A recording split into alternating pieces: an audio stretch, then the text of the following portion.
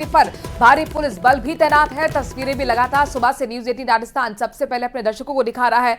ये भावुक क्षण, ये जाहिर तौर पर एक ऐसा क्षण है जो परिवार के लिए, किसी भी परिवार के लिए बहुत भारी होता है। गमगीन माहौल में छात्र देवराज का अंतिम संस्कार किया जा रहा है। उनके पिता ने अपने बेटे को, जो कि मात्र 16 साल का था, उसे मुखाग्नि दी है। 10वीं का ये छात्र देवराज उस वक्त घायल हो गया था जब उसके साथी छात्रों ने चाकू से स्कूल के अंदर कहासुनी के बाद कई बार कर घायल कर दिया था। 4 दिन तक जिंदगी और मौत के बीच जंग लड़ रहा, लेकिन दुर्भाग्यपूर्ण कल उसने अपने प्राण त्याग दिए। कपिल हमारे संवाददाता जुड़े हैं। कपिल, जाहिर तौर पर यह भावुक कर देने वाला क्षण, जब मात्र 16 साल के बच्चे को एक पिता मुखाग्नि देकर उसे विदाई दे रहा हो। बिल्कुल, देखिए, बेहद भावुक पल सभी के लिए रहा है। जितने लोग यहाँ मौजूद रहे सभी के लिए ये पल नम आंखों के साथ विदाई देने वाला रहा है, क्योंकि देवराज को जो मुखाग्नि दी है उनके पिता ने मुखाग्नि दी है और इस दुनिया से उन्हें अंतिम क्रिया के साथ में विदा किया है। अब देखिए कि काफी सारे परिवार के सदस्य मौजूद रहे, चचेरे भाइयों ने भी मुखाग्नि दी, लेकिन सबसे पहले मुखाग्नि देवराज के पिता द्वारा दी गई और उसके बाद में परिवार के अन्य सदस्यों ने मुखाग्नि देकर देवराज को इस दुनिया से विदा किया। तो जो मोक्षधाम के अंदर जो स्थिति अभी भी लोगों में काफी आक्रोश है। लगातार देवराज अमर रहे के नारे लोग लगाते हुए देखे जा रहे हैं। तो वही सबसे महत्वपूर्ण बात, आरोपी के लिए फांसी की सजा की मांग की जा रही है। स्पष्ट तौर पर ये मांग है कि किसी भी तरह से आरोपी के उम्र को ध्यान में ना रखा जाए, क्योंकि ये जो घटनाक्रम किया गया, ये जो हत्या की गई है, ये सोची समझी साजिश के तहत की गई है। तो ऐसे में उस पर सख्त सजा जो है वो फांसी तक की सजा दिलाई जाए। हालांकि ये लीगल पार्ट है, कानूनी प्रक्रिया चलेगी और उसमें कितना पुख्ता उदयपुर पुलिस कर पाती है, ये आगे जो कानूनी कार्रवाई होगी उस पर स्पष्ट हो पाएगा। लेकिन फिलहाल जो कार्रवाई की गई है वो काफी, लेकिन कपिल, जाहिर तौर पर दोनों बच्चे नाबालिग थे और ये कहीं ना कहीं अब लीगली पार्ट होता है। अभी तक के कानून के मुताबिक तो इस तरह की सजा का प्रावधान नहीं है। ज्यादा से ज्यादा किस तरह की सजा आरोपी छात्र को मिल सकती है, क्योंकि ये पूरा मामला जुडिशियल कोर्ट में चलेगा? कपिल, देखिए, जुवेनाइल बोर्ड में ये मामला चलेगा फिलहाल, क्योंकि जो बच्चा है वो बाल अपचारी है। तो बाल न्यायालय जो है उसमें ये मामला चलेगा और उसमें बहुत ज्यादा सख्त सजाओं के प्रावधान नहीं है।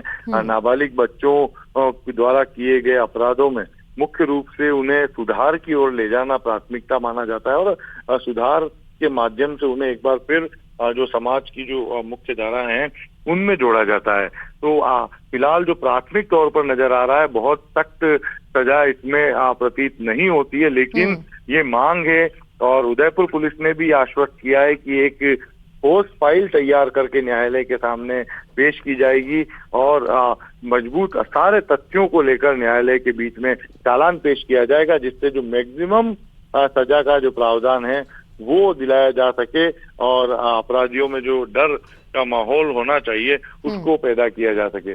उदयपुर में जिस तरह से आप देखिए बुलडोजर की कार्रवाई की गई है, इसका भी यही मकसद था कि अपराधियों में डर हो, सरकार का, प्रशासन का डर हो। उसी के मद्देनजर पहली बार उदयपुर में बुलडोजर की कार्रवाई किसी अपराधी के घर पर की गई और वहां हमने देखा कि जो अपराधी का, जो आरोपी का जो मकान था उसे पूरी तरह से गिरा दिया गया। कपिल, ये तो देखिए लीगली चीजें हुई और लीगली जाहिर तौर पर कानून के हाथ में जो कुछ चीजें हैं वो यहाँ पर की भी गई हैं। समाज को बेहतर बनाने की दिशा में कानून अपना काम करता रहता है, लेकिन कहीं ना कहीं अगर हम देखें तो समाज को अंदर भी अपने अंदर झांकने की जरूरत है। और ये जो घटना हुई है, ये एक मैसेज भी समाज में देती है, तमाम परिवारों में देती है कि अपने बच्चे की अपब्रिंगिंग आप किस तरह से कर रहे हैं, किस माहौल में कर रहे हैं। स्वस्थ माहौल में करेंगे तो बच्चा भी उसी तरह की चीजें आपसे ही सीखेगा। जाहिर तौर पर सवाल बहुत बड़ा है कि स्कूल प्रेमिसेस था जहां पर बच्चे पढ़ने के लिए जाते हैं।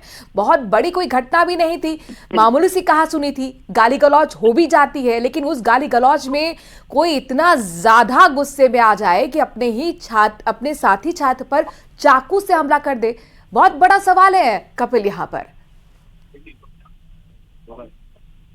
वो नहीं हो रहा है। कपिल, आपको ऑडियो मिल रहा है?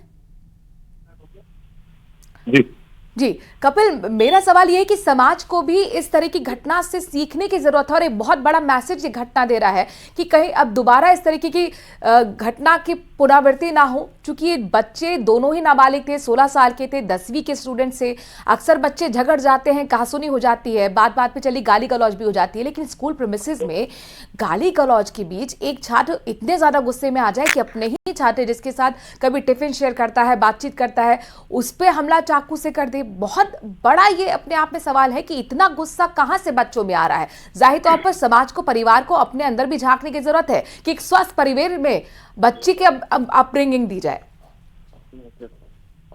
बिल्कुल, देखिए निश्चित तौर पर ये बच्चों के माता पिता और परिवार के सदस्यों के लिए एक चिंतनीय विषय है कि वो अपने उनके घर में रहते हुए उनका जो मासूम बच्चा है वो किस तरह के संस्कार ले रहा है, किस तरह की गतिविधियों में इन्वॉल्व हो रहा है। आप देखिए कि एक घटनाक्रम पूरे परिवार को बिखेर कर रख देता है, ना सिर्फ एक तरफा बल्कि दोनों तरफ के परिवार जो है वो पूरी तरह से टूट जाते हैं। एक अपराधी बन जाता है, आरोपी बन जाता है, सलाखों के पीछे चला जाता है, तो वहीं दूसरा इस दुनिया को छोड़कर दुनिया को अलविदा कह देता है, तो दोनों परिवार टूट जाते हैं। ऐसे में ये बहुत जरूरी हो गया है कि आप अपने जो परिवार के जो बच्चे हैं, अपने घर के जो बच्चे हैं, उनमें एक अच्छे संस्कार दें, अच्छी संगत उन्हें दें और लगातार उनकी जो गतिविधियां हैं उनको मॉनिटर करते रहें। अगर उनमें कोई चेंजेस नजर आए तो निश्चित तौर पर उसे गंभीरता से लेते हुए बच्चे से बात करें और किसी तरह की उसे समस्या है तो उसे दूर करने के भी प्रयास जो है वो करने चाहिए, ताकि बच्चा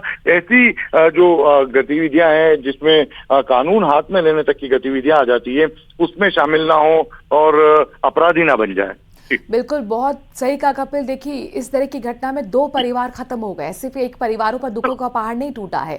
एक परिवार का तो बेटा चला ही गया है, जाहिर तौर पर उसकी खाना पूर्ति कभी भी हो ही नहीं सकती, क्षतिपूर्ति हो ही नहीं सकती। दूसरा परिवार भी देखिए अपराधी बन गया है, वो भी बिखर गया है। तो ऐसे में जाहिर तौर पर आप अच्छी एजुकेशन के साथ साथ ये भी देखिए कि आपका बच्चा किस तरह की गतिविधियों में मॉनिटरिंग करें, गतिविधियों में इन्वॉल्व है।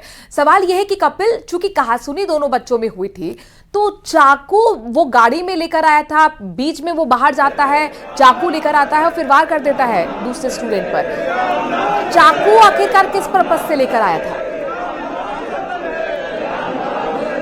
रखकर लाया और उसने बच्चे पर, देवराज पर चाकू से वार किया। तो प्राथमिक तौर पर यही समझा जा सकता है कि 2-3 दिन से जिस तरह से विवाद चल रहा था तो वो देवराज पर हमला करने के लिए चाकू लाया था।